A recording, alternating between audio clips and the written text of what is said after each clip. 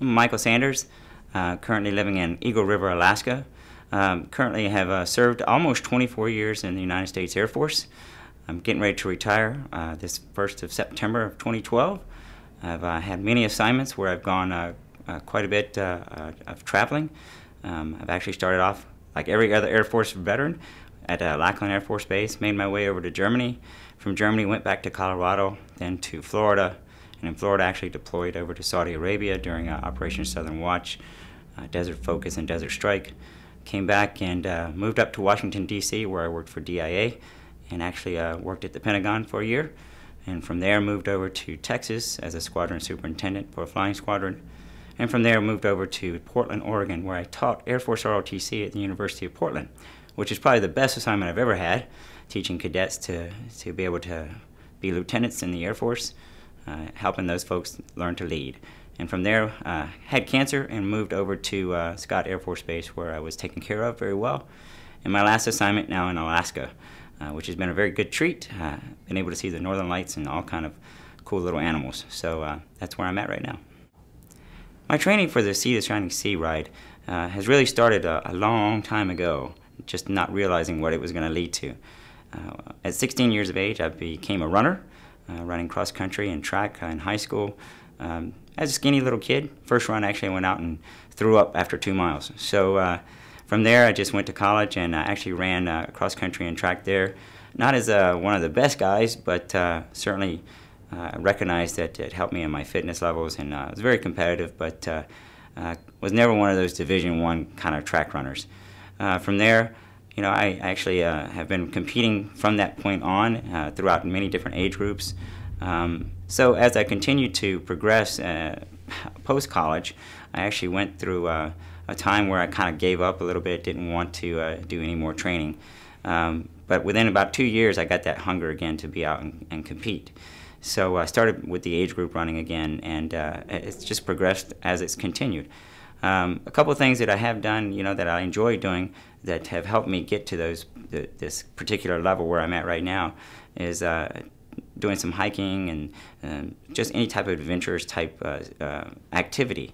One of those things, you know, has always been cycling, and so as I cross-trained from running to cycling, I've been able to pick up a few tips and continue to challenge myself. And so as I had an upright Cannondale bicycle that I used to ride, I used to think, well, maybe one day it'd be nice to go across the United States. But it wasn't until 2007 that I realized that dream might not come true anymore. That's when I got cancer and I had to face a lot of the collateral damage that came with cancer in my neck. And so now I ride a recumbent trike, which has been a treat.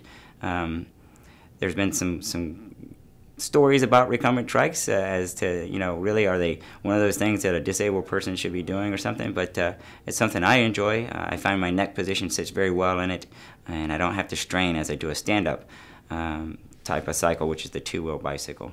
So with that, as I continued to train, I had an opportunity to go to the Warrior Games in 2010, which is the inaugural Warrior Games that the Department of Defense holds for wounded, ill, or injured athletes, different veterans of all branches of service.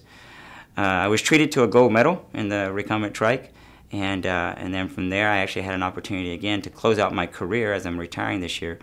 Just as in 2012, I actually had to go back to the Warrior Games again. It was my last official temporary duty assignment, which I enjoyed. The Air Force allowed me to do so and represent the Air Force one more time.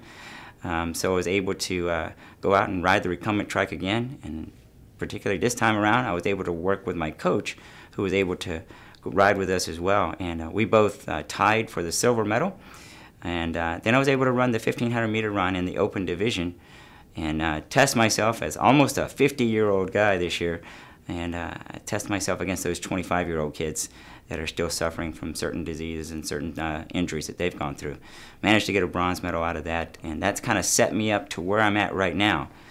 In Alaska this year, we had over 133 inches of snow, and that caused a lot of problems in the territory of trying to train. So I was able to run indoors quite a bit. I set my trike up on a spinner in my house, and of course I have a big beautiful backyard that I can look at. It's called a forest. It leads down into the Eagle River, and then this big mountainscape that's right behind us. So I was never really bored and I'd wake up in the morning and I'd spin a little bit. But that got me ready for the actual event this year, to be able to cycle across.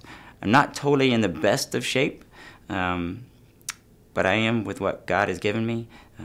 I have the opportunity to take a trip across the United States, to see those folks that have helped me